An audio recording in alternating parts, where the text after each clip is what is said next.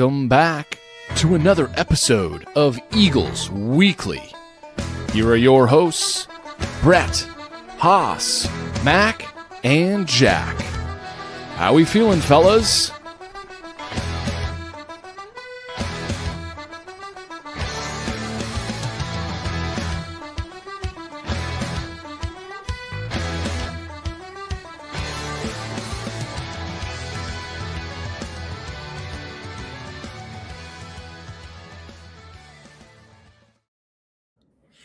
And we are back.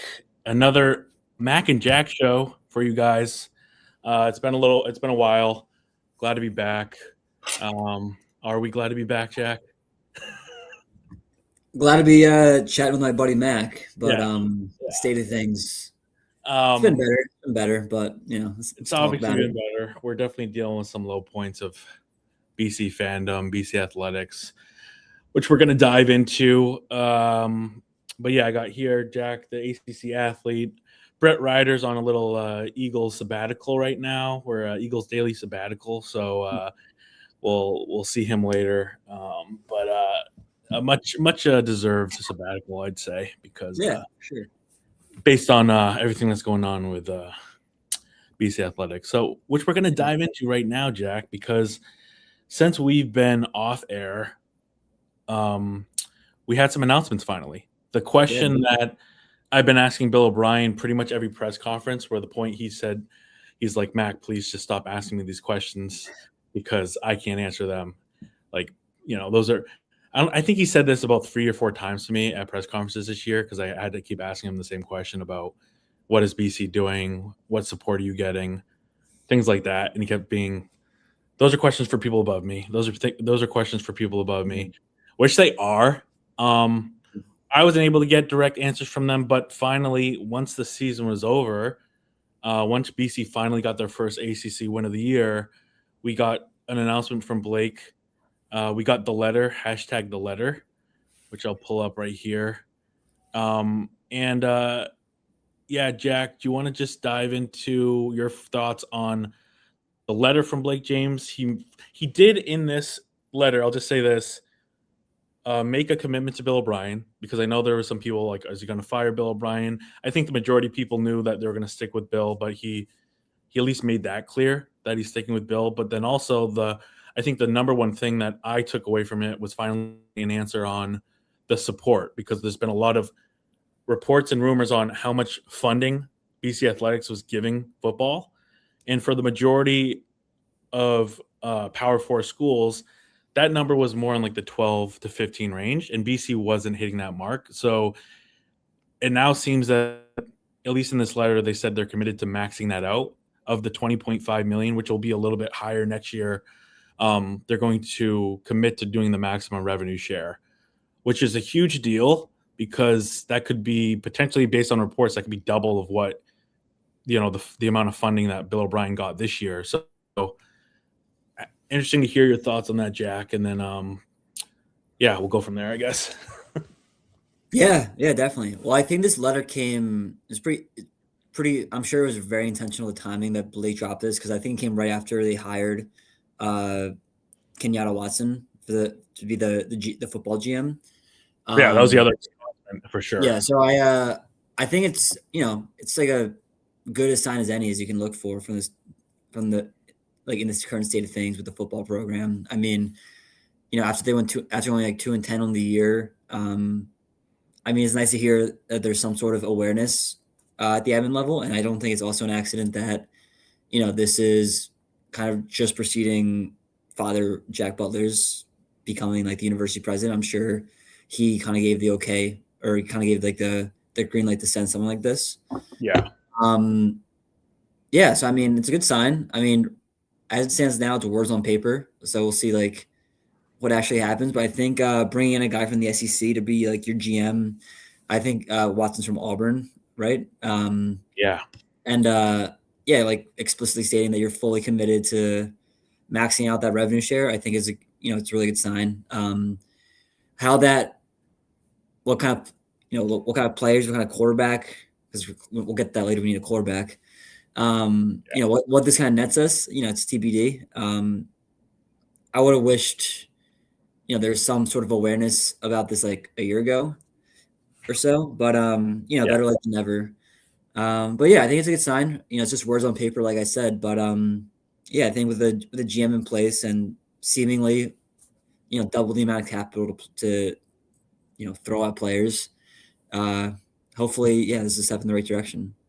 Yeah, it's definitely better late than never because obviously this is something that I've been calling for all season long. And it makes sense, the timing, like you were saying, Jack, where they wait till the season's over to make a huge kind of announcement. Because, I mean, to be honest, fans, as you kept losing, and I don't think they expected to keep losing. I mean, we had a 10-game stretch there where we kept losing games. Yeah. So, but I think obviously fans especially were like, where's the vision here? Where's, obviously we kept asking about what support's happening, what changes are happening. And at least the nice thing now is, yes, it's just words, but Boston College Athletics is committing to BC football. They're maxing out revenue share. They picked up Kenyatta, who is a legitimate GM, something that we've all kind of criticized Bill O'Brien as far as roster management. This is something that, again, we can take off of Bill O'Brien's plate, let him just focus on coaching, something that the Texans did wrong, right? Don't take the GM responsibilities away from Bill O'Brien.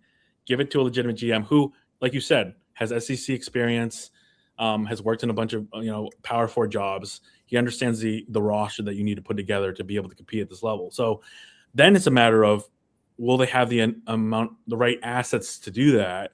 The commitment to maxing revenue share is a huge first step.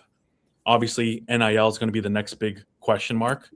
What, in addition to that max revenue share, is BC Athletics giving to BC football, or how much are donors and people like that? But then the other thing was changes. Like, what changes are you making internally? Another question we kept asking throughout the season as they kept losing.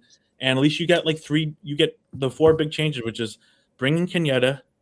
You fire defensive coordinator Tim Lewis, which we can talk about in a second. Jack, want to hear your opinion on that. They fire offensive line coach Applebaum, who has been doing a decent job, honestly, the last couple of years. But, they struggled this year. Let's be honest. They had a few guys with what we thought was NFL draft potential. Didn't seem to pan out. And then you have Daryl Wyatt, who's been a great recruiter the last few years. But, again, it seems to me like if your big issue is roster and bringing the right guys in, that makes sense to make a move there, because that is one of your guys that was the main overlooker of as far as assembling this roster and recruiting. So before we move on to the actual roster and we can talk about Dylan Lonergan and all that, my big takeaway obviously is Kenyatta. That's a huge bring in. But Tim Lewis to me, when he first was brought in here, seemed like a question mark. We all were like, "What? Who's Tim Lewis?"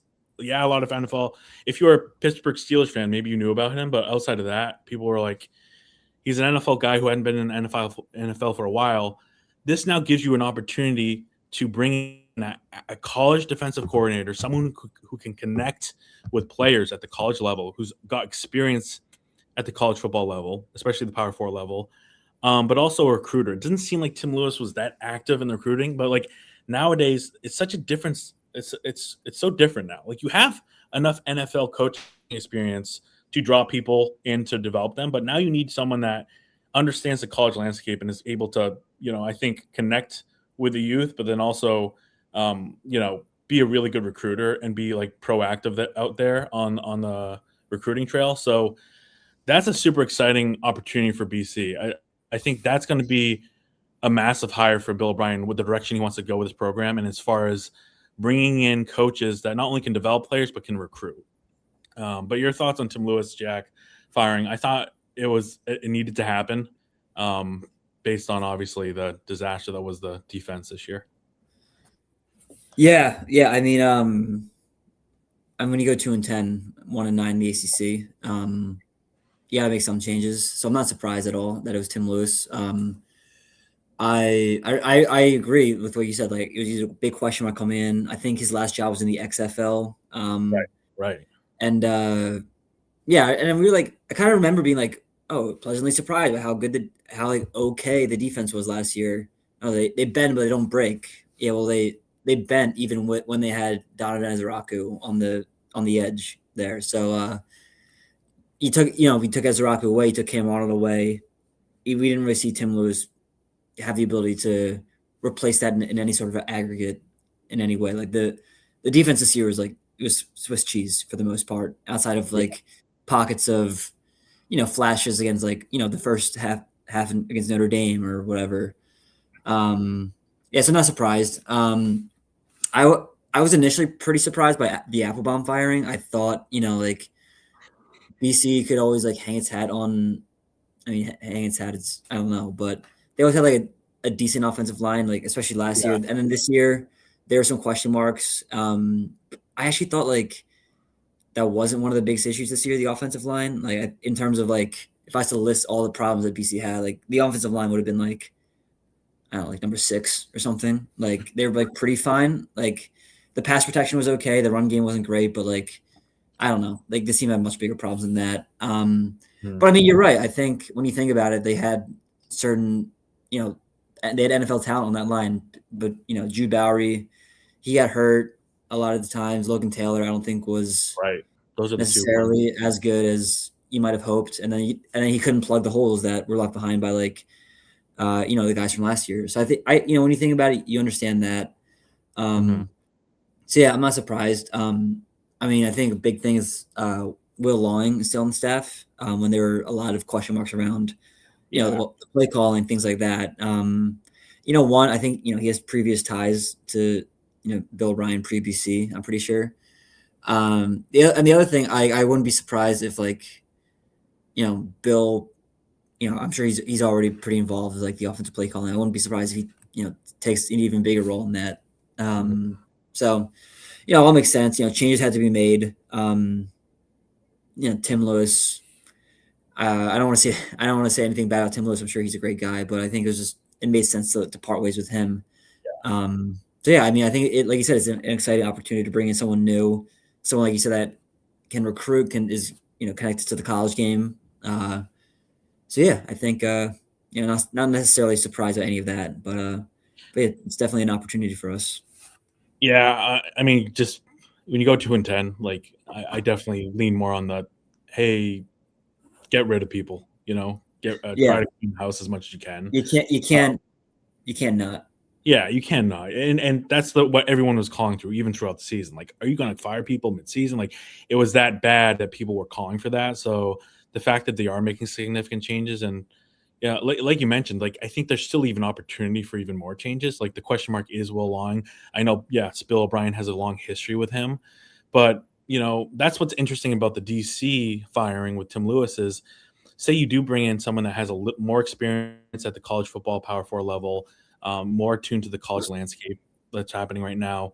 You're kind of thinking, well, maybe why not on the offensive side too? Because when Bill O'Brien first came in here, you brought in a offensive coordinator and a defensive coordinator that with no college experience.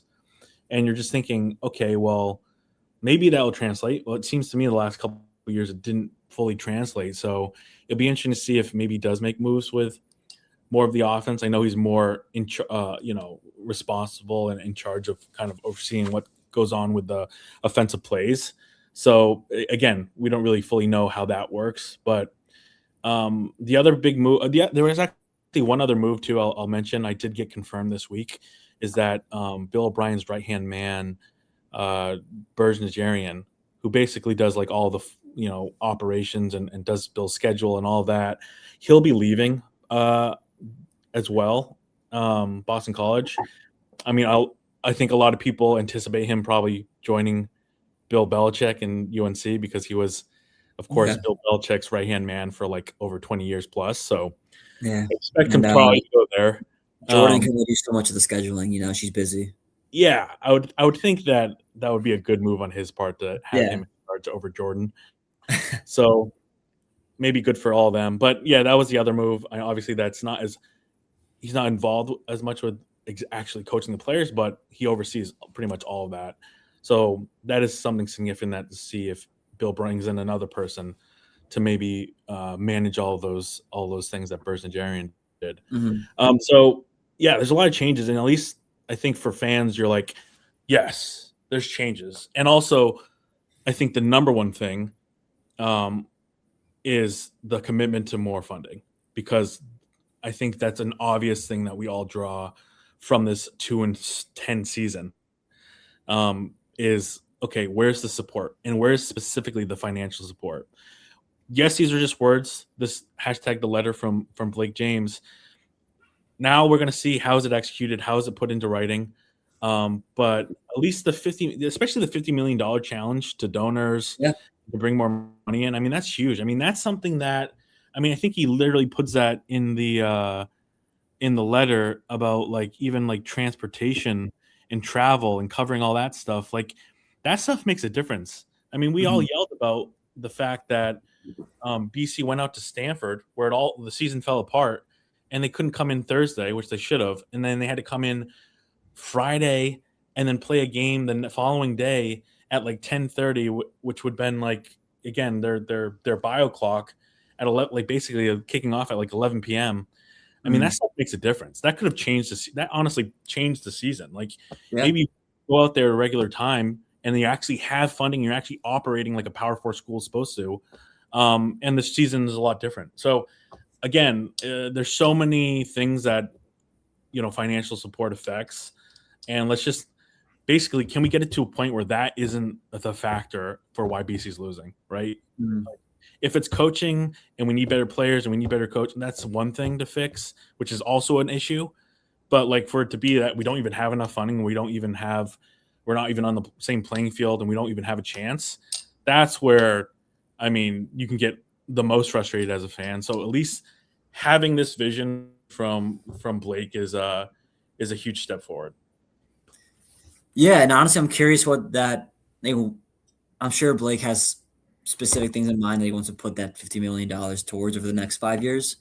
I'm curious what that is. I mean, Fish Fieldhouse still feels relatively new. I mean, I think it's probably like 6 years old at this point. But yeah, there's that. I mean, that came with the whole weight room, the whole facility there. So I'm curious what they're looking to invest in. Maybe like the stadium. I don't know. But yeah, I mean, also to your point about like medical care, nutrition, and all that. I mean, we saw all those injury reports come out every week with 10 starters on the list. So I mean, sometimes you just can't prevent some of those things from happening, but maybe a lot of times you can with like better treatment or whatever. Yeah, hopefully that goes towards that. One thing I also wanted to call out before we move on from the letter, did you notice the wording that Blake used? He said to put us in line with our Autonomy 4 conference peers. Have you ever heard that term before? Yeah, that was the first time I've ever heard that phrase, which kind of made me concerned because I was like, what does that mean? Yeah, I don't know, because that clearly doesn't. I mean, I don't know if that's like a more official way to say legal speak or sort of like maybe it just like for me, I think the positive takeaway would be that basically we're just going to fund the football program at the level that all of our other peers at the ACC are doing. Yes, that's what I took away from it. But again, like hopefully that's what it means, and there's no other abstractness within that can deviate from what our initial takeaway was. But yeah, I googled Autonomy 4, like I did like in quotes and like literally like the letter from Blake James was the third thing to come up. I barely see it anywhere else. So it's interesting that they use that wording. It might mean nothing. It likely does, but I mean I'm not. I don't know. I just thought it was interesting. Hopefully it's not a ChatGPT thing. yeah. Hopefully. I'm really hoping. I am curious if you put this letter in one of those like AI checkers, like how much, what percentage? Yeah. Which I don't think those are that accurately. I saw like one time I saw someone put like the Declaration of Independence in one of those things and said, "Oh, this is 95% AI." Right. Like who knows? But yeah, I wonder if that's interesting you bring that up though, because I was reading it and was like, they gave a vision, but they gave no specifics or details on how they're going to execute that afterwards. And I think that's my biggest question from this is, okay, they wrote autonomous, but they didn't write. Well, you also could, what you could have done, Blake, for real transparency. If we want to talk about like just making it super clear to the fans, put $15.5 million there. Just say that you're going to commit the max amount. Say you're going to commit what Michigan and Ohio State are committing, which is like around $15 million. Just say it. Yeah. Like, right? Like, because now it's a follow-up question of like, okay, you say you're maxing out revenue share at the 21.5. I mean, my question still is how much is each sport getting? That amount goes up every year. Are we can continue to match that? And then like when you compare it to like what Virginia Tech's doing with James Franklin and like all these other schools, like, okay, are you just talking about the $20.5 million and maxing revenue share within that for football? But are you also talking about NIL? Like the $50 million commitment helps, but like what goes along with that? Because you see across the board, and we'll get deeper into this later in the pod about like the CFP landscape. But like this clearly to me is like one of the most important, if not the most important off season for BC football in its history, because you have so much that's changing in the college football landscape. You see other schools, even smaller, similar size private schools, even Catholic institutions or, higher education, academic focus institutions that are committing like so much more money to they're developing their football programs than us. So even look at what Wake Forest is doing with their, mixed use development near the stadium. You see, of course, what Virginia Tech's doing, bringing in James Franklin and giving him, all the financial support he needs. And then you see other schools, like we just watched an ACC championship with Virginia and Duke, two academic schools in football, not basketball. In football, by the way, guys. Yeah. And you saw that with Indiana too. Look at what these these academic schools like Virginia and Duke are doing in our conference.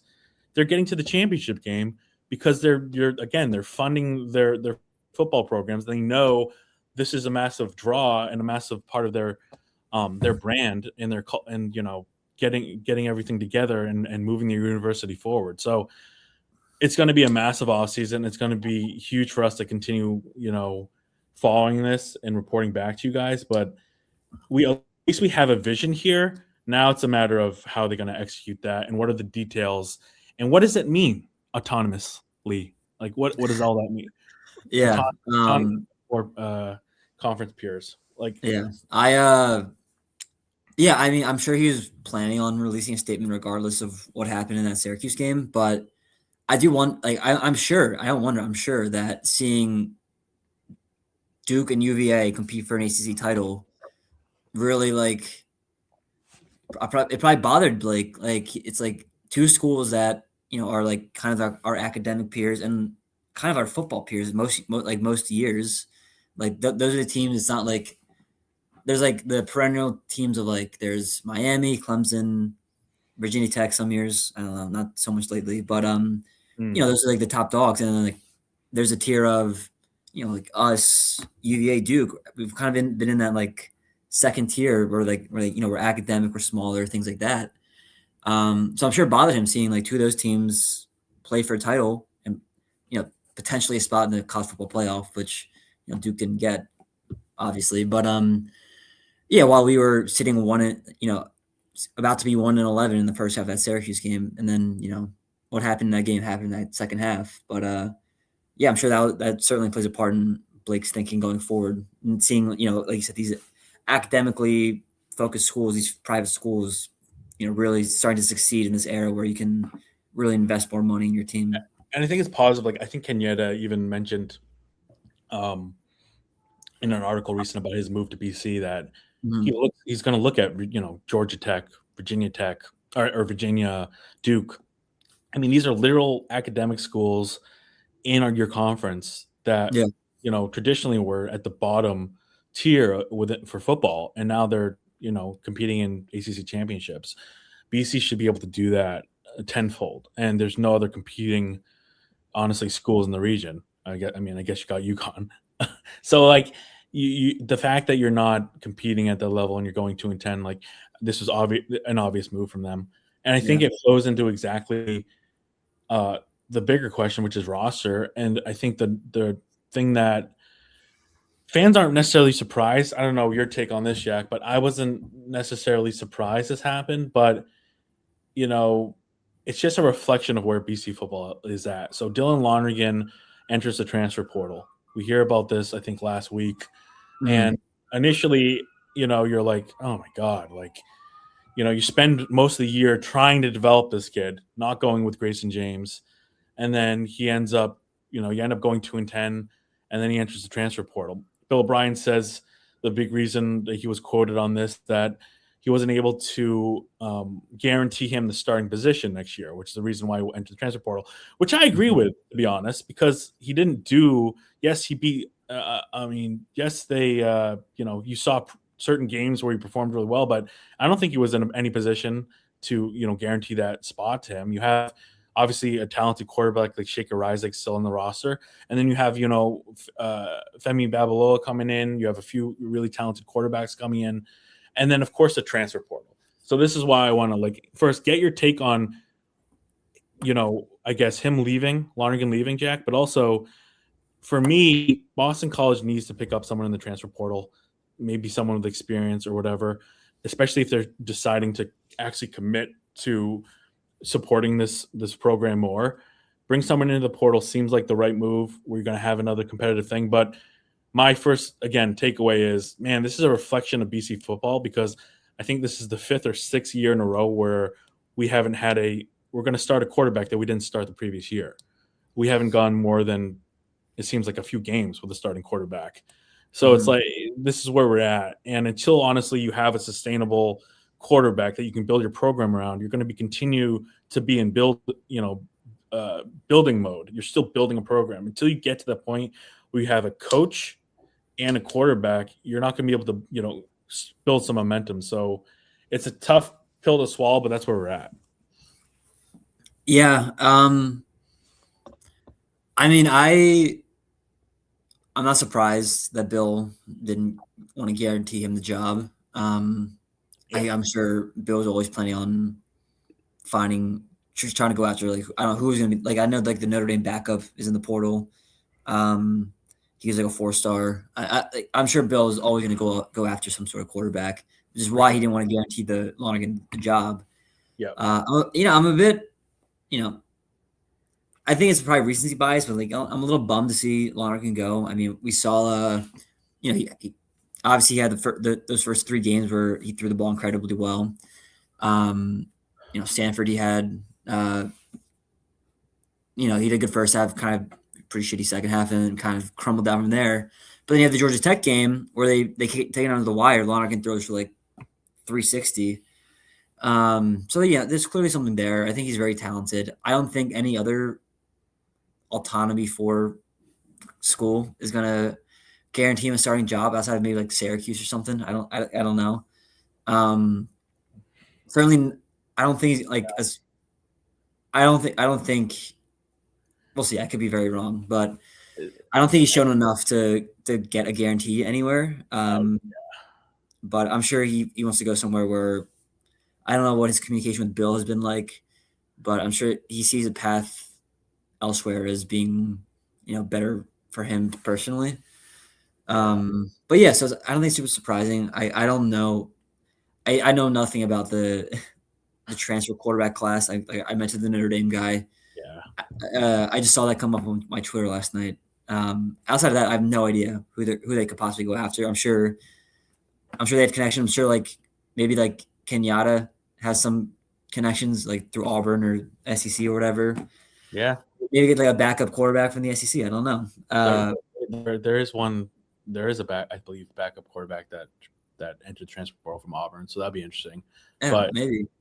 I agree with you though. It wasn't shocking, but I think because we went 2-10 and it wasn't shocking, that fans actually underreacted to this. This sucks. I feel like, how BC, I think the idea is that, okay, BC maybe is not competing because they haven't put enough support into this program, but at least they've been able to retain players. We're able to retain Zion. We're able to retain Zay Flowers. We're able to keep star players here at BC. And I'm not saying that Dylan Lonergan was a star yet. He was still developing, but he clearly is a quarterback. And you're losing a quarterback that you just spent a year developing, right? And you brought here and is clearly talented.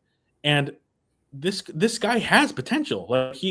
I'm just look at Haynes King. the guy that everyone keeps, oh my God, he's incredible, right? It was pretty much the same thing the first year. His first couple years in college football, he kept being bounced around. He was clearly a talented guy that hadn't put it all together.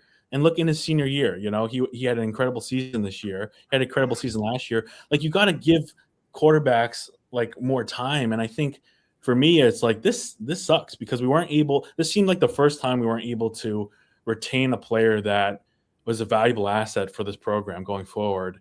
And I don't know. I know a lot of fans are like, okay, like he might not be that good, and he might not be that good. But to be honest, we developed him, and he still clearly has a high ceiling, and you lost him. And you're probably going to bring in, if you do bring in someone, it's going to be probably someone very similar where it's like, yeah, they have really high talented, but they haven't proven themselves. And so it's like, but at least you had someone that was familiar with the system. So I think for us, that's frustrating.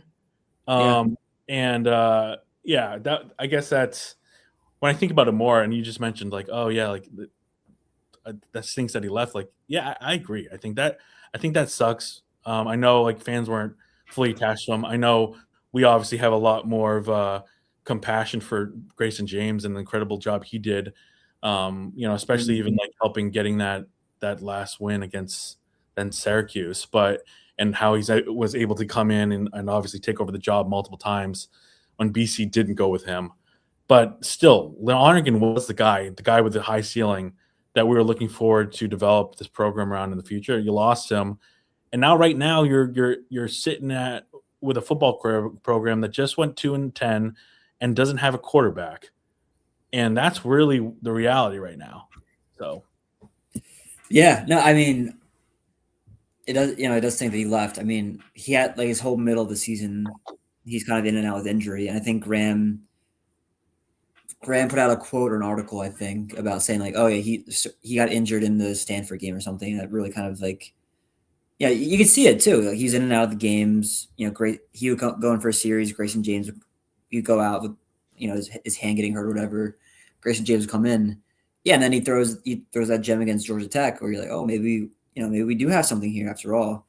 But it seems like the only way he's going to stay is if Bill O'Brien wanted to guarantee him the starting job, which I don't know. Like, I don't necessarily disagree with him not guaranteeing him the starting job. We got some nice confirmation from our good friend AJ Black. Jackson Arnold was the guy I think I was referring to. That like, I think he was transferred. Was he in the portal? Okay. I think I saw that recently where like people were like, "Hey, BC," because like the connection with yeah. But thanks, AJ. That's probably not. I guess that's not. Keeping us honest. Yeah. But I mean, I agree though. It's gonna be, they're gonna probably pull someone in. It's probably not gonna. No. I mean, they're not gonna. I mean, there's two things. I mean, they can either get an unproven backup quarterback from, I don't know, Mississippi State or something like that, who's unproven but has a high ceiling like Lonergan, or they get like a starter from, I don't know, Kent State or something. That's just the reality of what happens for BC, and that's probably going to be like the range of their options, unfortunately, unless something happens like miraculously. Unless some true freshman like Femi comes in and blows everyone away, and then he gets or Shaker. Like that's what you're hoping for, and that's just brutal. Like it's like every year we're like having some young guy coming in, and maybe he's got. It's just like it's brutal, and I don't know. You're coming off. Let's briefly talk about this before we kind of talk a little bit more about the landscape here, Jack. But the Syracuse win, was that the most like not depressing, but like the most like insignificant blowout win in BC football history?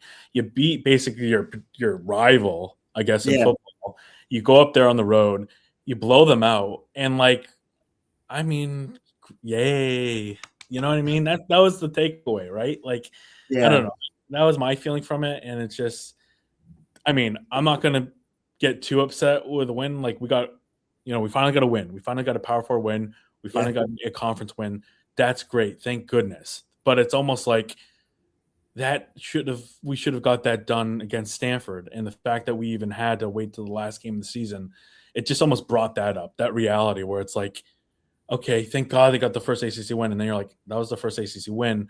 Oh my God, why am I excited about this? Like, you know what I mean? Like, Yeah. it was like it brought up a lot of emotions and realities to what we all followed and captured or had to follow this year with BC football, and it was just like, in a way, it felt depressing, I guess. I don't know. What was your feeling on that win? Because it was a good win, and I'm glad they won, but it just was like a reflection of. I don't know. I mean, I don't think it necessarily added to my depression surrounding the program. Like, it's not like the NFL where, you know, the Eagles play the Philadelphia Eagles play the Raiders this week, who they're like in the running for the number one pick. It's not like we're losing our number one pick by winning this game. So like I don't know. I was definitely not locked into this game the way I'd be if we were like 5-6 and we needed this game to get a bowl. So I mean, it was pretty insignificant to me in that regard. But you know, I'm so glad they won. I don't think I was already pretty negative on the program, obviously coming into it. I mean, we're coming off a bye. Before that, like, there's the heartbreaker to Georgia Tech. Before that, we got blown out like 5 games in a row. So I was already pretty down the dumps. So I mean, my thought on it was like, it was nice to get a win. It was nice that Grayson threw like his last college game, he threw 240 for a win. It was pretty depressing the first half when it was like 6-6, and like you clearly see Syracuse was like a terrible football team. Oh, so bad. You clearly see that we were playing as bad as we had been this season. We were playing down to them. We were playing even below the level we had been playing. So I mean, it was nice to see them come out in the second half and kind of blow them out. But like, in the grand scheme of things, pretty insignificant. It probably doesn't play a part in players deciding to stay or to transfer or anything like that. But I mean, yeah, it's like, it's worth talking about. In that, we never recapped it, and I just like, oh, it just was so insignificant, so underhyped going into it, because you had two teams where the game didn't matter to either person or either team, and I mean, they clearly were. It was the end of a lost season for both programs. Yeah, exactly. Syracuse lost. There's not much in that way. It was like, yeah, I agree. It's the most like, there's the least juice behind a BC Syracuse game. There's probably could have possibly been this year. Which was I think the most frustrating part about the season for me was that the lack of juice for a season that could have been all time exciting. Like we talked about the beginning of the season, man, probably the best home slate in my lifetime I've ever seen coming to Alumni Stadium, right? Yeah. And you just had the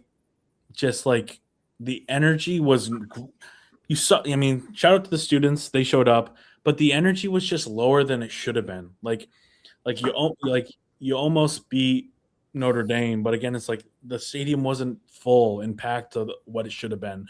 You almost beat Georgia Tech, but like you already at that point were not bowl eligible. It's like it's like you had so many great games come here, even with the Clemson game. It's like you had such a wonderful home slate for the fans in Boston to come watch these incredible teams compete against Boston College, and like a lot of them were either blowouts, and then the stands just weren't packed the way they wanted them. So for someone that covers the program, that was a more frustrating thing for me, because I thought this could have been the year where you really start to build momentum as far as bringing in more fans, bringing in that casual Boston fan to the BC fold. And it was a complete disappointment this season, obviously. I think, if anything, they maybe did the opposite with a lot of BC. It almost just confirmed, college football is not a serious thing in New England. So that was frustrating. Obviously, we just talked about how, BC is doing some internal things to hopefully and potentially change that. But I think that was my biggest frustration from the season. And when I think about that Syracuse game, it kind of made me think about that. And then, like you said, you go and then you watch the ACC championship game with two private academic schools. You see the college landscape and what Virginia Tech's doing and what Wake Forest is doing. You see, what Indiana was able to turn around in 1-2 years. It's like you look at models that are working, and BC can do that. And I think, you even look at, I hate to bring this up, I know you're a Philly fan, Yeah. Jack, but like look at the Patriots, right? This is the model that works. You find the right guy to coach your team, and you find a quarterback.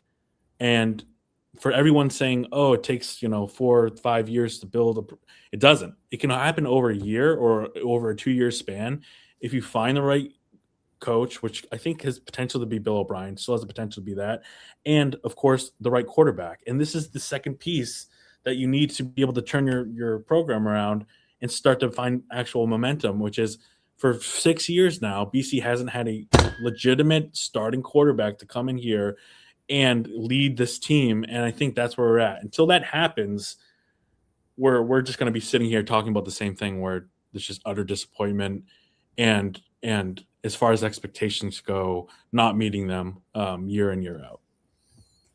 Yeah. No, I agree. I think, well, you talk about the home slate first. I mean, we talked about before the season, like the back half of the schedule is always going to be, that's where you have the big games. It's where you have Clemson, Notre Dame, SMU, Georgia Tech going to town. And, when we start off, I'm looking at the schedule now, you beat Fordham, great. Then you go on the road twice, lose to Michigan State, and what we thought was a good game. Turns out Michigan State also stinks. Two games you should have won, to be honest. Yeah, Stanford you lose to. Then you finally come back to Chestnut Hill. You lose to that horrible game to Cal at the end, where Lonergan threw it into like quadruple coverage, which almost should have been the game winner. And then that kind of started the free fall, where you have like you lose to Pitt by 40, you lose to Clemson by 30, you lose to UConn by multiple possessions, you lose to Louisville, Notre Dame, SMU, all by 2 or more possessions. And it's like that started the free, like after you lost that Cal game, like it was very, that's what started the whole like there's no juice. The juice was all gone. We squeezed it all out. And we said that going into the game, like you have to win, you have to go 3-2, 4-1 these first 5. Yeah. And they just didn't, and we saw what happened. And like, yeah, it sucks, but the back half of the schedule was always gonna be tough, especially like Georgia Tech being. I mean, I think we knew they were going to be good going into the season, but they were like the best team in the ACC for most of the year until like the last couple weeks of the season. So, and funnily enough, that was like probably our best non-win of the season, probably our best game of the season, honestly. Like we probably played better that game than against Syracuse or Fordham for sure. So yeah, it's unfortunate. I mean. Yeah. I think I remember going to the season, we talk about like, oh, like this is such like a pivotal year. We have all these college football playoff teams coming in. We have to perform. Like this is so pivotal. And then we just fell flat on our face. Like we just every game though. It was like that's what's crazy about the season. Like we went in being like, man, even if they play really well, they might be like 6-6 because the schedule is so rough, right? Yeah. And then we're almost like, okay, well, if you have a little faith in, okay, a lot of these games are going to come down to like maybe one possession or one play, I think BC can execute that really well. They got the coach, they got Bill O'Brien, who's a numbers guy and all that. And then it was like, yeah, a lot of these games did come down to that, and it wasn't like, oh, it was 50-50. It was 0 for 100. Like every single game, whether it's the Michigan State game going overtime, not going for 2-point possession, decisions made, but then also execution by players or lack of roster talent or depth to be able to execute. Every single game, was like a 4th and 1 play needed to win, and you fell short. Like it was like that type of season, to the point where you even had pretty decent performances towards the end, but by that point you're 1 in whatever, and you're not going to be in a bowl. And yeah, you play Notre Dame really well, but you're never able to tie it or go take the lead. You play Georgia Tech really well, you're never able to tie it or go take the lead. It's like it just was every single time they had an opportunity, they didn't take advantage of it. They didn't execute. So man, it was a brutal season, and I think what a lot of fans will take away as one of the worst as fans, because There were high expectations. This team did have a lot of talent and depth, or at least that's what we thought at the beginning of the season. Maybe we were just flat out wrong. But it seemed to me that it just was, a letdown, a consistent letdown from start to finish. Yeah, no, I don't know. Yeah, I agree. I don't know what else to say. I mean, I remember preseason we talked about like, oh, we're so deep here, we're so deep here. Like, I don't I feel good about every position group, and then they all just sucked. I mean, I don't want to say that. I don't want to say that, but yeah, I mean, it was tough. I mean, I don't know what we talked it all season, like as we got to 1-7, then 1-8, then 1-9. We were like, oh, this is the worst year since this year. Like, I don't know, but I don't know what the expectations were going to like the 1978 season where we went 0-11. I'm sure we weren't talking about that team the way we were talking about this team preseason. Mm-hmm. So yeah, from that lens, I think, definitely agree. Like, there were, not that I thought we were going to go 10-2 by any means, but I thought we had the talent to go 6-6. You and Brett thought we had the talent to go 8-4. Yeah. And it's insane. Yeah, if things aren't a certain way, like maybe we do, maybe we don't, but yeah.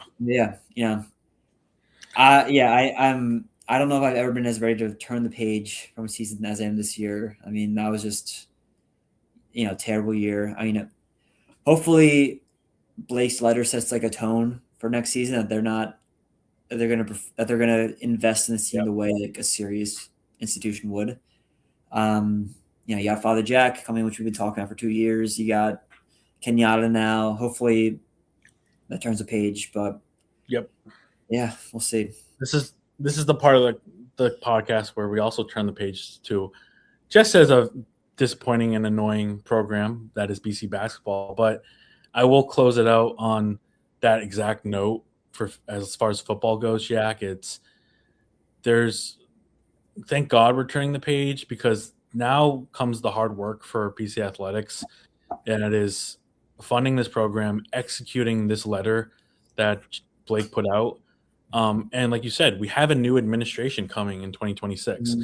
Like 2026 is the year, man. Like, this is, as much as we said 2025 was like, that was for football. This is like beyond football. This is like, what do you want to stay? Do you want to remain Power 4? Like, this is like a, you just got, punched in the stomach. Like, how are you going to react? Like, you got a new president coming in with Father Jack. You have a new administration. You have a board that's clearly wants to, I think, make adjustments there when you're bringing in Father Jack, who was, so heavily involved with football. And again, more, I think, aligned with athletics and understanding where that's going. This is going to be the most important offseason for football, for the BC Athletics. So, yeah, I think the ball's in their court, and they really got to start making action now. Like, okay, you made this announcement. Now, follow through. It's like you just got elected. Like, now you got to follow through with all your promises. So it's like, that's where we're at. Yeah. I mean, we said all year. Not all year, like we said, like last year and this year, like, oh, if Indiana can do it in 1-2 years, why can't Boston College? But now, like, if Virginia and Duke can do it, really, why can't Boston College? Like, now we're like a one-off thing. Yeah. If Vanderbilt can do it, why can't Boston College? Can do it. Duke can do it. Virginia can do it. And you're starting to see other schools that are similar to BC, size and private institutions, academic forward-leaning institutions, that are starting to make these moves, and you're just like, okay, let's get on the ride. I know they made that announcement that they're going to start doing some changes to the stadium, try to get more of the donor class into the stadium, things like that. But it's like, there needs to be so much more. I know this stuff doesn't happen overnight, but like you said, as far as certain football programs, there's examples where it has felt like it's happened overnight. I mean, Indiana right now is the number 1 seed in the college football playoff, which has been obviously known as a basketball school, and they've never been good at football, like, ever. I don't think they've ever won a Big Ten championship. So there's no excuses now, and that we'll see where that goes. But let's transition, Jack. I don't know if this will be funner to talk about, but it's something that we need to talk about. BC basketball. Oh, that loss against UMass, and this is something that if you're following this team, we all predicted. Hey, they have a chance of going what 1-11, like 2-10, like as far as non-conference schedules go. The fact that we're sitting here, I think at a losing record. I think you flipped it. I think you said 2-10. Oh, 10-2. Yeah, 10-2 Yeah. or 11-1. Well, now it's feeling like 2-10, like football. Yeah. It's feeling like football, to be honest. It's feeling like, hey, we had these high expectations, at least some hype and momentum into the season, and you've lost to teams you shouldn't lost to. You've been in close games to teams you should have blown out, and then a team that you've just wouldn't even put on the schedule for 10 years that you're supposed to dominate over, really. A regional matchup with a lot of history. You go and play UMass and you lose. So there's just you're at a point where there's absolutely no excuses. You're scratching your head. You're looking at the coach. You're looking at the athletic. You're looking at Blake James. I mean, is there going to be another letter coming out soon? Because this is unexcusable as far as a Power 4 basketball program. Not being able to dominate their soft non-conference schedule. And in a few games, they're going to be going to conference play, and you're scratching your head thinking, are they going to get an ACC victory this year? Because they seem completely unfocused, and the coach seems completely lost. And I don't know. That's honestly my feeling right now. So maybe you can get me back to earth, Jack, on what's going on, because I'm lost for words for what is going on with this program, and it's been happening for a long time. Yeah, I mean, yeah. Based on how they played so far, Blake Hannon's going to get tired from writing all these letters to the alumni. But yeah, I mean, we talked about before the season, I see they have 13 out of non-conference games. I could 9-4, 10-3 that are in play, and we're sitting here at 5-6. Of course, look, we got egg on our head. But the thing is, I don't think we're too far off in terms of the talent of the team. I mean, you look at the 6 losses. Florida Atlantic, you lost in overtime. You were up by 9 points late. You're up by 5 points with 40 seconds left with the ball. You lost that game. Central Connecticut, you lost by 1. You lost on a game winner to a team that I don't even know what conference they play in, but Boston College should never lose to Central Connecticut State. Tulane, you lost in overtime. You had I figured they were winning with in the final minute, but they were at least tied. They lost in overtime. LSU, they took control of that game in the closing in the last part of the second half. LSU forces overtime, lose by 9 in overtime. UMass, they go up 12. BC completely flips the game. They go up by 7 with 5 minutes left. They lose that game. So it's I think they mentioned on the UMass broadcast 4 of the 5 losses that BC had, they either were tied or were winning in the final minute of regulation, and they lost 4 of those 5. And the same exact thing happened against UMass. It's crazy. I mean, normally, in past years, I'd be where you can't just flip your close losses. You cannot, you also have your close wins as well. You can't have it both ways. But I mean, this team, they blow the Citadel. They beat Temple by 5, which they were in control for most of that. That game was never in question. They beat Hampton by 11. They beat Harvard by 13. They beat New Haven by 4. I mean, that was a close game. But every for all intents and purposes, close game they've been into, they've lost. And they've lost in seemingly worse ways than the previous game. And yeah, so I think under in a different year, 3 or 4 of these games should have been flipped, and then we're sitting at 9-2, and we're not. So I mean, you can't, and also you got the issues where LSU and UMass are your players are you're getting technicals late in the game, or it's you're throwing them away, and it's insane, it's insane, yeah. And it's oh, I lost my that was my camera. But I would agree, though, Jack. Though it's so ridiculous because, I mean, honestly, I went into this non-conference schedule being Okay, I didn't even know Central Catholic or Central Connecticut had a team. I literally learned about New Haven like going into that game. Like these are schools that you should be dominating and winning like by a significant margin, and you're either losing to them or winning by a small margin. And it's just like this shouldn't be happening. Like I think as fans, we've gotten so used to like the WTF losses and being in close games to teams that you should be dominating. And then, of course, when you finally have an opportunity to knock off like an LSU or to win, to beat UMass, you find a way to lose. And it's like, it's crazy how like the same feeling you got from football, you're getting from basketball. It's just you're finding new ways to lose games.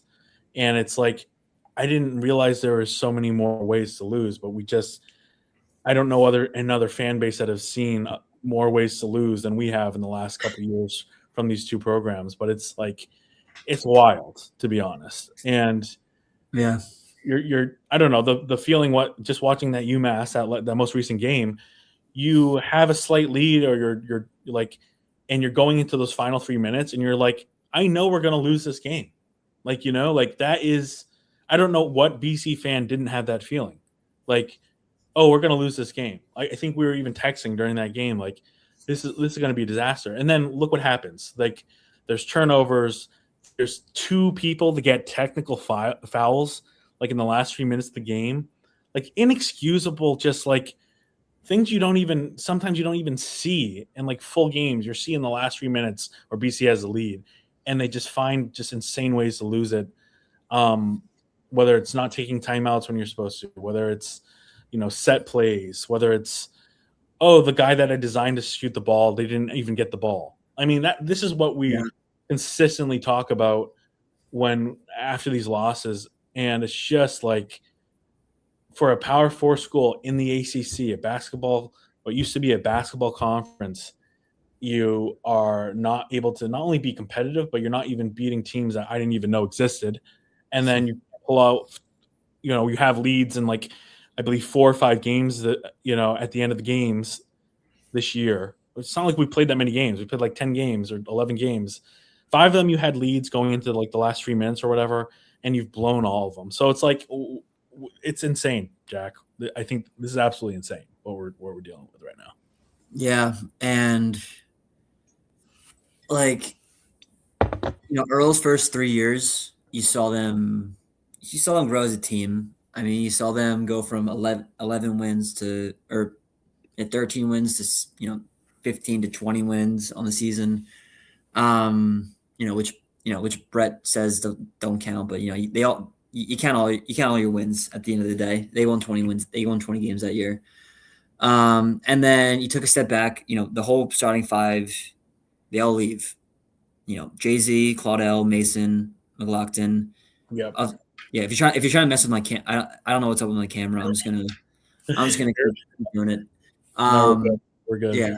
It's an audio medium, anyways. But yeah, year 4, they all leave. So understandably, you take a step down. And I think I gave him some grace that year, or I gave Earl some grace that like, oh, you lost all your guys. Of course, there's gonna be a downturn in the number of wins you get. But yeah, now like I don't see a way that this turns around outside of completely overhauling the coaching staff and to some extent the players. Like you see the same stuff every year. Yeah. You see the same stuff, like the crazy ways they find ways to lose. And there's just no way that it possibly turns around. I mean, yeah, there's no hope for that, it feels like. And yeah, and I don't know on like feeling, that's based on just the reality, I think.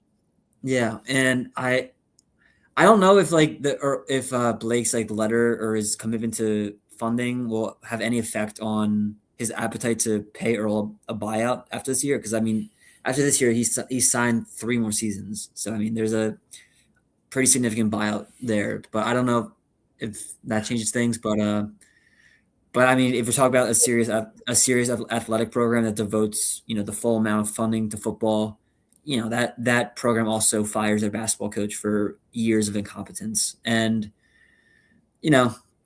I say it every time. I feel bad saying it. Earl's a great guy. But clearly like it's not working out here. And, it's probably best for every party if they part ways. And like I said, like they've reached a point of no return where like they're still finding ways to lose to inferior teams. Like it's not even like a toss up. Like it's not even like they've won some close games, they've lost them. Like every close game they've been in this year, they've lost. And a lot of it has to do with coaching. And yeah, it doesn't help that your best player, who's ACC most improved player last year, is shooting 33% from the field, 17% from three, and average, like that doesn't help. But I mean, it's ultimately up to the coach. It's ultimately up to the coach to put him in position to score. Yeah, where you find other productivity and don't have your players making multiple texts, and then also maybe call a timeout every once in a while. Also learn how to create a set play. Get it. Yeah. I mean, it's just it's nuts. And I don't know, Jack. We got to talk about this. To be honest, we got to talk about should BC fire Earl Grant? And yeah, we like these guys. These are great. These are good people. Matt Applebaum was a good guy. He should have been fired. Tim Lewis is a good guy. He should have been fired. Earl Grant's a good guy, and I think he should be fired. And I think what's strategic about this firing, if they do it soon and they do it midseason, is that, you get out in front of it. That's announced to the college basketball landscape. You then have first dibs on coaches that have proven themselves that when they become available, and you can start that search immediately. Obviously, my only question would be who's running that. Hopefully it is Father Jack's very involved with that. Hopefully Blake James is able to make a full, do whatever he needs to do to find the right Power 4 experienced, proven guy to come in here with all the funding he needs. But I think that needs to happen. And if you're a serious Power 4 school and you're aligning that Blake James letter with, and he said it, max share revenue that includes basketball, that within that 20.5 million is basketball, which should be getting what other Power 4 schools are dishing out, which is around like $4 to $6 million or whatever it is. That needs to happen. And then you need to get the donors involved to maybe potentially get his buyout figured out, and then able to attract a high tier, someone that wants to coach in the ACC at a Power 4 level, which you should be able to do, to come to Boston College. If we want to be serious, to me, that's what needs to happen. And again, like I said, I've been going to the Zooms and the games this year. I think Grant's a great guy. I just don't think he's at least proven to be a great coach as far as for BC. And you need to find a great coach, and you need to turn this program around. Yeah, I mean, the one like if they fire Earl like tomorrow or this afternoon, basically, I don't know. You're punting on the season, which at this point you already are. In like from an outsider's perspective, like the season's toast. It's not.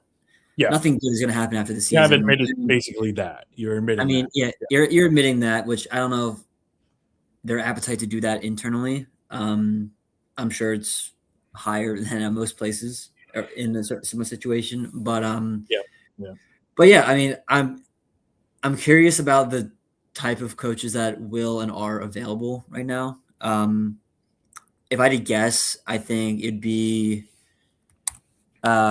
they probably hire like either a high level assistant at, I don't know, Florida State or something, where Steve Smith, or that's where Steve Smith came from. He came from Florida State, was a high level assistant there. Someone similar like that, or like the head coach at like I think the head coach at Merrimack, because he has like New England ties. Yep. He's really performed, like a guy like that. But yeah, really, it has to happen soon. And they can't afford one more season of this, much less, or they can't afford the rest of this season of this, much less 3 more seasons after this. They just can't afford it as like a serious autonomous conference member, so Yeah, It's there's not much else to say other than that. Like, it it's starts at the kind top. It starts with Coach of, Grant not being able to. He's shown it over years, his inability to win close games, and I've made excuses for him, and I think some of those excuses were valid. But it's just a pattern that continues, and at a certain point, like as Blake James, you just can't turn a blind eye to it. The way I feel like he kind of has, um, up to this point. I mean, like if I looked at if an outsider looked at Blake James and like the way he like communicates with the world, like I would feel like he like really doesn't give a shit about basketball, which maybe he doesn't. Um, but I mean, a serious AD does, and a serious AD makes an obvious change when an obvious change needs to happen. yeah. And I don't know if that'll happen tomorrow. I don't know if it'll happen in a week, a month, 4 months after the season. But it has to happen, and I'm optimist. I'm optimistic in that I think it will after the season. But again, like they've always shown like they've held onto Jim Christian too long. They're holding onto Earl too long. Like if their Yeah. past is an indication of their future, I don't know if I'd hold my breath on it. But I think with the way that the landscape is changing, with the letter with Jack Butler, I think they will make a change. But ultimately, it's up to ultimately we'll see. So I think that's the fear, though, for me. Like, based on everything we know, and even how Blake waited till the end of the football season to make the letter, right? You yeah, think, okay, if there is going to be a move made, a definite move, they're probably going to wait till the end of the season. The thing is, like, it's a little different than football because there's a lot of parallels actually to football and basketball, right? Like, you had expectations going in and you've completely failed on it. You've gone against teams that you should have won and lost. You've not been able to be competitive in game, like blowout teams you should have blown out. You lose to your regional rivalry, like BC lost to UConn this year. You lose to UMass, and I think if you wait to the end of the year, you're doing what you're supposed to do. But the difference is if you fire Earl Grant, then you actually give fans the vision that you kind of gave with that letter, right? Like with the letter, you've given a vision to fans, and then now you can start executing and making changes. With basketball, until you fire the coach, until you move on from that, you're not able to make changes. So it's like right now, when everyone knows that we need vision, we need change, just delaying that doesn't help. Doesn't help it. It just almost gives off the impression to fans that they're not like the athletic department's not making the necessary moves when they need to make them. And I think it's a great opportunity. Like I don't think anyone would be shocked if they wait to the end of the year, but they're missing an opportunity here. I think to make a statement and to actually follow up with the letter that Blake James just wrote following the football season. Firing of Earl Grant or moving on from Earl Grant, I think would be the first major execution of that letter, which is, hey, we're a serious athletic department. We plan on being in the Power Four level. We plan on competing at the Power Four level. We plan on supporting all of our programs at the Power Four level. Here is what we're doing. We're making changes now. And I think that is truly their first opportunity that they have right now, especially if this continues to go down this route that's been this BC basketball season, which is continue to underperform and lose and not, have bad coaching decisions in game. You have an incredible opportunity, not just for BC basketball, but to prove that you meant, your letter was worth its salt. That when you put it out there, it wasn't just words, and you're actually finally putting it into action. I ultimately really do think that this is a huge opportunity for the basketball program to not just do what everyone expects, or at least like only can hope for, which is maybe a firing or a change at the end of the year, but to actually do something that BC usually doesn't do, which is fire a coach midseason and make a statement that this is unacceptable. And I think fans would be not only excited for the basketball program on this, but I think it would give a lot of momentum and confidence in this department, the athletic department, if they do that, because it will be a reflection of not just the basketball program, but the athletic department as a whole, based on how the football team even performed. And again, Blake James putting out that letter, and with the new administration coming in, I think this is an incredible opportunity if they want to take it. But that's kind of how I'm looking at it as far as big picture goes. A move like that would have even more implications beyond basketball. I think that proves that the athletic department's serious. And then when they put out a statement or a letter like Blake James did, that they actually mean what they're saying. Yeah, I mean, I think that would be the first real sign of, putting actions behind the words in that letter. I mean, we really, like, everyone, myself included, thought about that letter through a football lens. Obviously, came at the end of the football season, Right. and they've made some, like, they've hired Kenyatta Watson, I guess, like, before the letter, but still. But yeah, like, a move like this would definitely provide some indication that, like, it's not just words on paper. Like, Blake's actually, taking action. So we'll see. I'm sure. I don't know. I'm curious. I don't know what their relationship dynamic is between Earl and Blake. I'm sure it's pretty tense right now. But yeah, I guess we'll see. So. And yeah, man, I mean, hopefully they turn around. I mean, I'm so obviously rooting for AC basketball and for Earl Grant to succeed. I mean, while he's here, let's win some games. I think it's what, Jack, just for people following that might have checked out already. We got, I think, a few conference games a week from now or 2 weeks from now, and then we finally get into ACC play. I know it looks really bleak right now, but I guess your expectations for the rest of the season, and then like kind of do a little preview of what the next game is, because I don't have the schedule up right now. Yeah. So they have a bit of a break here. They have 12 days between the UMass game and their next game, which is against Fairleigh Dickinson.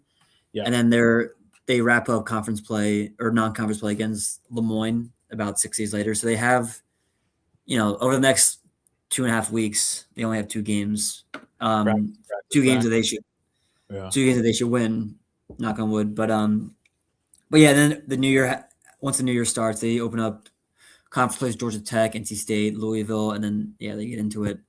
I mean, basically, like, they should go into ACC play 7-6, and then beyond that, I mean, I think there are some teams, like, if you checked on the KenPom ratings like 2 weeks ago, there would be some ACC teams around them. Like Florida State is like, they're not that good. I mean, Stanford, Cal are kind of in that range. Like, there's like what I would have called winnable games 2 weeks ago. At this point, I don't know. If I had to put a number on it, I would predict like 4-14, I think, which would put us at like an 11-20 record. So yeah, that's probably what I would like roughly estimate. But yeah, so they should win against Fairleigh Dickinson and Lemoyne, and then conference play, we'll see. But yeah, it's not looking like it's going to turn around anytime soon. Yeah. But yeah, we'll see. So. I think that's where we're at. We'll continue covering the games, and I'll be in person to some of the basketball games coming up. But yeah, it's been rough so far. The season. I was at the Central Connecticut game where they lost like a minute, and it just I was like, okay. You know what's crazy is that I was like, oh, you know what? In a way, I was almost positive. I was like, that's the WTF loss. That's the loss, like, against, what was it, Dartmouth last year? That you have, and it's just, we had that in football too, and we're just used to that as fans. But then it just continued. It feels like it's just continued, where you almost lost to New Haven, and then you lose to UMass, and then it feels like it's fallen off the rails. If it's not off the rails already. And but yeah, we'll go to the next game and we'll take it from there. I'll tell you what, they their first game of the ACC play is at Georgia Tech. I think Georgia Tech is actually, so I think BC's the lowest ranked team according to KenPom in the ACC. Georgia Tech, I think, is 17th, so I think that will actually could possibly be a win. That's something to look forward to, though. Which would be kind of funny. Start off the ACC undefeated. See us at the top of the standings. Yeah, I know. So we had that possibly happening. We'll see. But yeah, that's about all the basketball I got in me, I think. Yeah, same, man. I think that's where we're at. So yeah. I think we're gonna hesitantly cover this basketball team, but of course we will be there, and then we'll really continue to follow along, especially the football. And we spent most of this podcast talk about it's okay. They set the vision. Blake James set the vision with this letter. Hopefully that will be followed up with transparency as far as how they're executing and following up, and basically doing all the things that they said in the letter. And then we'll try to report that to you guys. But yeah, any last word, Jack, on the 4th installment of the Jack and Mac show? No, I think that's it from me. I mean, one of our more negative shows, I think. But, yeah, I feel bad about it. It seems like they're all like that these days. But nothing else for me. Yeah. Sorry, folks. We had a lot to cover there, and it wasn't all that great. But I think there's at least some positive things to take away, which is there's a vision's been set, and there's been a call to action, and then we'll see. Let's see how BC follows up with that. But as always, you can follow along at eaglesweekly.com. Obviously, me and Jack cover BC Athletics on Eagles Daily. So go to eaglesdaily.com as well. Instagram, subscribe on YouTube if you're watching this on YouTube. Please continue to support us. We are a small team. And if you go to Eagles or eags.shop, that's EAGS.shop, we have some fun merch for basketball right now out there. And that all funds and helps fund our website and our coverage of BC Athletics. So I know it's not probably your priority right now in the holiday season, but that would be nice to help us out. Continue to cover all these teams. So thanks for watching, and go Eagles. Go Eagles.